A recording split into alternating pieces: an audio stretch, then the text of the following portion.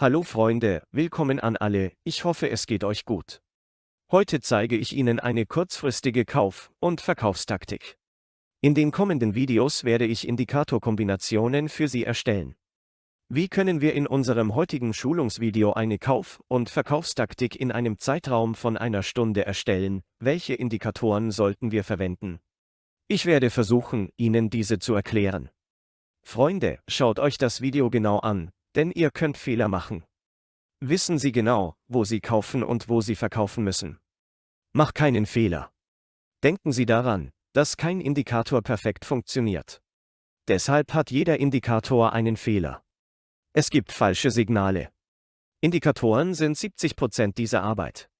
Die technische Analyse macht also 70% dieser Arbeit aus.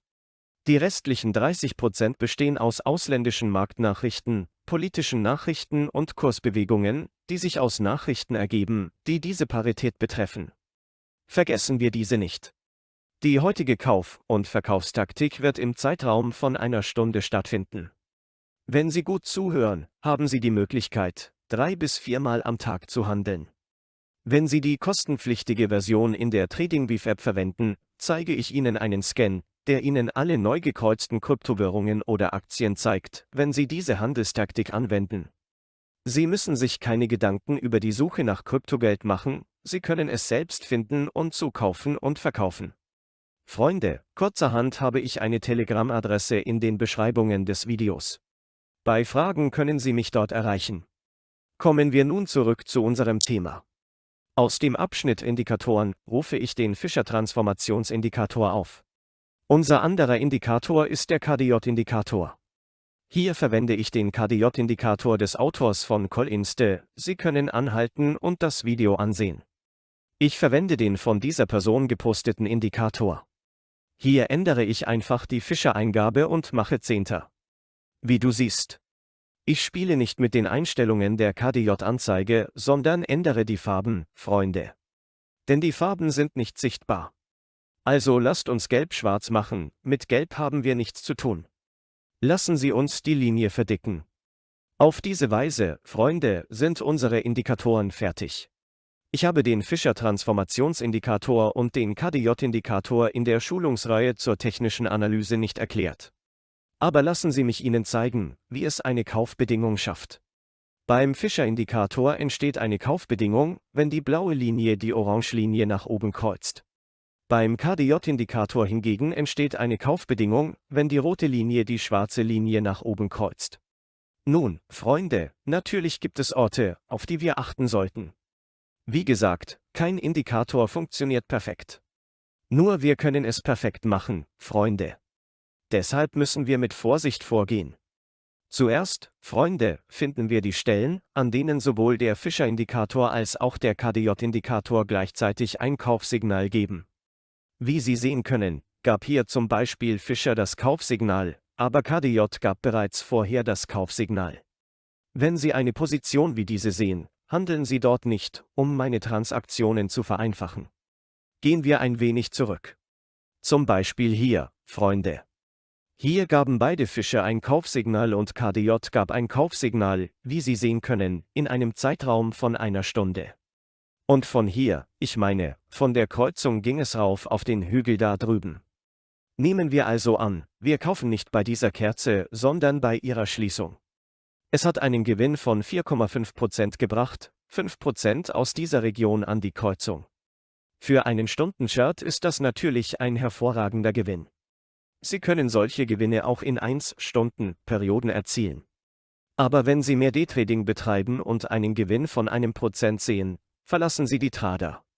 Natürlich meine ich, dass Sie, wenn Sie hier einen Gewinn von 1% sehen, aus dem Handel aussteigen, wissen Sie, folgen Sie den Signalen des Indikators.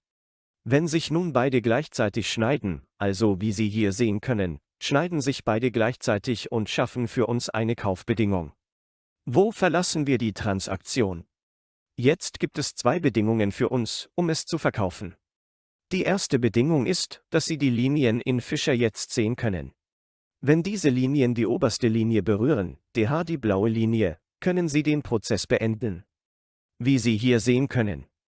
Wenn Sie kein Risiko eingehen möchten, können Sie auch hier aus dem Handel aussteigen.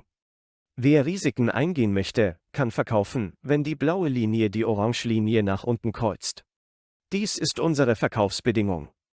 Was wir also tun, ist, wenn sich KDJ und Fischer gleichzeitig schneiden, entsteht für uns eine Kauf- und Verkaufsbedingung.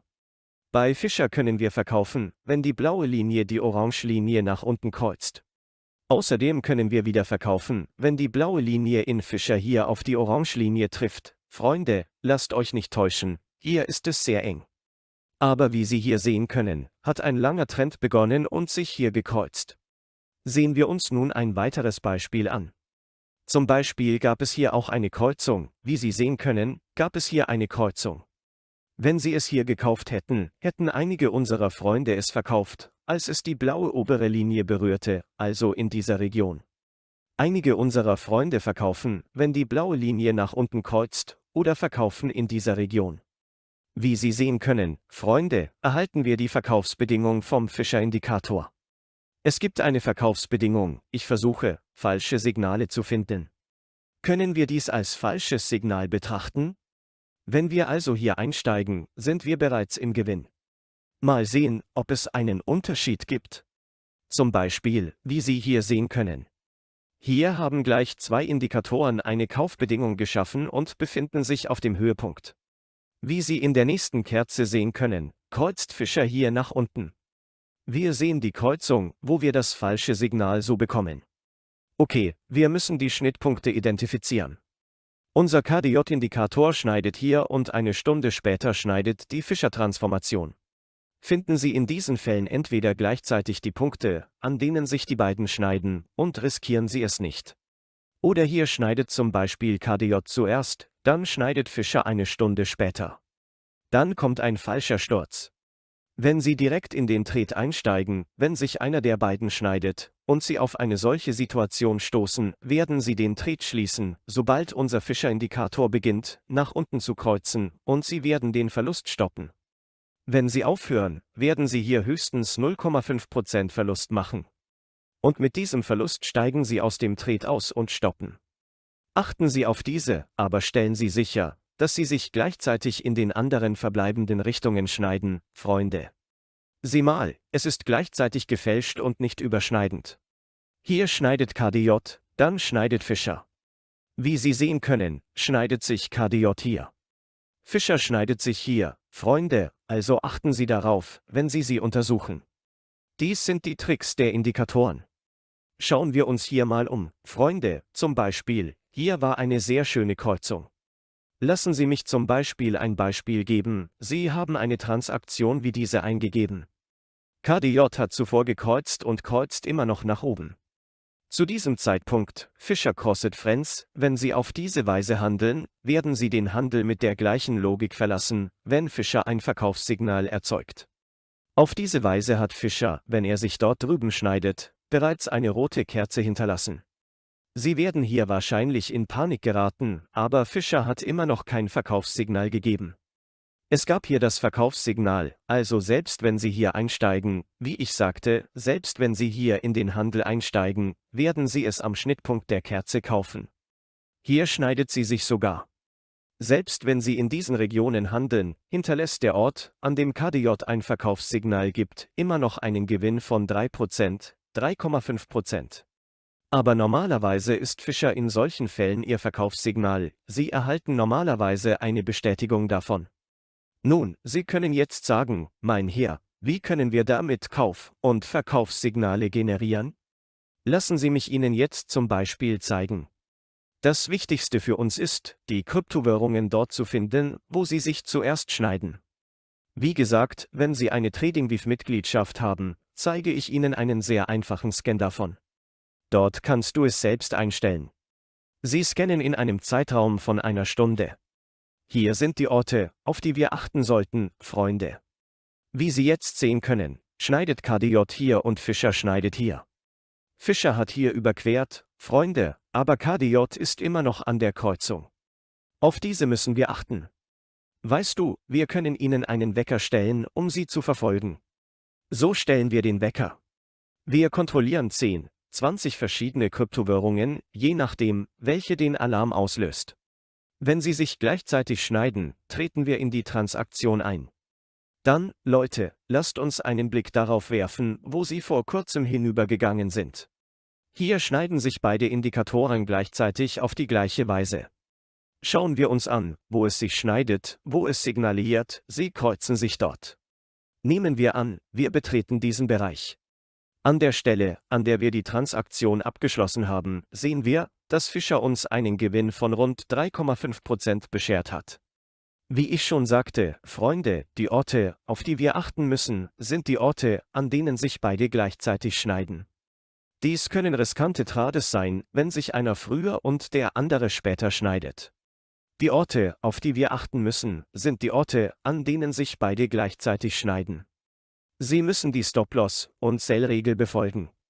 Es gibt zwei Verkaufsoptionen, Sie können entweder verkaufen, wenn der Fischer die obere Linie berührt, oder verkaufen, wenn die blaue Linie die orange Linie nach unten kreuzt. In diesem Moment können Sie also verkaufen, sobald es ein Abwärtskreuz gibt. Handeln Sie dort nicht. Schauen Sie zum Beispiel. Fischer hat hier gekreuzt, aber KDJ ist hier schon einmal gekreuzt. Nun wird ein nach unten gerichtetes Kreuz gebildet. Wissen Sie, hier gibt es keine Kreuzung, Sie geraten hier in ein falsches Signal. Achten Sie auf diese. Lassen Sie mich Ihnen nun den Scan dieser Strategie für Krypto-Tracker zeigen. Lassen Sie mich Ihnen gleich die Scan-Einstellungen zeigen, dann können Sie sie nach Ihren Wünschen anpassen. Um diese Schnittpunkte in einem Zeitraum von einer Stunde zu erfassen, müssen Sie lediglich den stochastischen Wert zwischen 0 und 10 im Scan auswählen. Rating stark kaufen, kaufen, neutral. Gleitende Durchschnitte, starker Kauf, Kauf, neutral. Oszillatorbewertung, starker Kauf, Kauf, neutral. Nachdem Sie es eingerichtet haben, vergessen Sie natürlich nicht, den von Ihnen verwendeten Aktienmarkt auszuwählen. Da ich auf Binance handele, habe ich mich für Binance entschieden. Nachdem wir dies ausgewählt haben, Freunde, wählen wir das Zeitintervall, den Zeitraum von hier aus. Der Zeitraum dafür beträgt 1 Minute, Sie scannen in einem Zeitraum von 1 Minute. Sie handeln in einem Zeitraum von 1 Stunde. Vergessen Sie hier nicht die Feinheiten. Ändern Sie hier nicht den Zeitraum. Vergessen wir nicht, dass wir in einem 1-Stunden-Zeitraum mit einem 1-Minuten-Scan handeln werden. Nun, Freunde, die Kryptowährungen, die hier herauskommen, zeigen uns nicht immer die Schnittpunkte, aber sie helfen uns, die Kryptowährungen zu finden, die sich schneiden und in der Nähe des Schnittpunkts liegen. Ich suche derzeit nach USDT-basierten Kryptowährungen. Derzeit ist USDT-basiertes Kryptogeld out. Ich klicke auf das Kryptogeld, das herauskommt, und wie Sie sehen können, Freunde, hat es uns eine Kryptowährung mit dieser Kreuzung gegeben. Natürlich gibt es auch nicht überschneidende Kryptowährungen, das müssen wir einzeln prüfen. Werfen wir einen Blick auf das Wachs-Bust-Paar. Wie Sie sehen können, haben wir uns die Bust-Parität derselben Münze angesehen, sie gab erneut ein Signal. Derzeit kann ich Freunde nicht anzeigen, weil es nicht auf USDT basiert, aber wenn Sie es mit diesen Einstellungen tun, gibt es nicht die genauen Schnittpunkte in allen, aber es zeigt auch die Kreuze in den ausgegebenen Münzen. Dies hilft Ihnen also bei der Suche nach Kryptowährungen. Mit anderen Worten, wenn Sie dort scannen, anstatt bei jeder Ausgabe einen Alarm einzustellen, finden Sie die Kreuzungen, Freunde. Wenn wir zum Beispiel hier schauen, schneiden sich die beiden nicht gleichzeitig, wie Sie sehen können, Freunde. KDJ schneidet vorher, dann schneidet Fischer. Und wie Sie sehen können, gibt es hier das Verkaufssignal. Mit anderen Worten, wenn Sie hier handeln, würde es Sie aus dem dortigen Handel entfernen. Trotzdem haben Sie es mit einem kleinen Gewinn gehandelt. Also Leute, lasst uns einen Blick darauf werfen. Hätten Sie es bei Closing hier gekauft, hätten Sie es wahrscheinlich hier verkauft. Sie würden immer noch 2% Gewinn bekommen. Wissen Sie, einige von uns sehen den 8% Anstieg dort und verkaufen, einige von uns folgen den Indikatoren und verlassen den Handel mit einem Gewinn von 2,5% hier. Ich überprüfe noch einmal, ob die Ausgabe auf Basis von USDT erfolgt. Schauen wir uns zum Beispiel den US-Dollar an. Wieder hat es uns gezeigt, was sich hier auf die gleiche Weise schneidet, Freunde. Ich denke, es ist nicht wegen des Marktes draußen, aber wie gesagt, ich benutze es. Damit finde ich Münzen, Freunde, auf diese Weise können Sie Münzen finden. Höchstwahrscheinlich liegt der Grund, warum es an der Kreuzung nachgibt, in den Geldwerten. Da es normalerweise mehr auf der Basis von USDT gibt, gibt es auch Fälschungen, aber normalerweise tut es das. Wenn Sie das versuchen, Freunde, das ist nur eine Strategie, die ich Ihnen gegeben habe, um Ihre Arbeit als Statist zu erleichtern. Wie gesagt, Freunde, was ich Ihnen hier erzähle, ist nicht irgendeine Anlageberatung.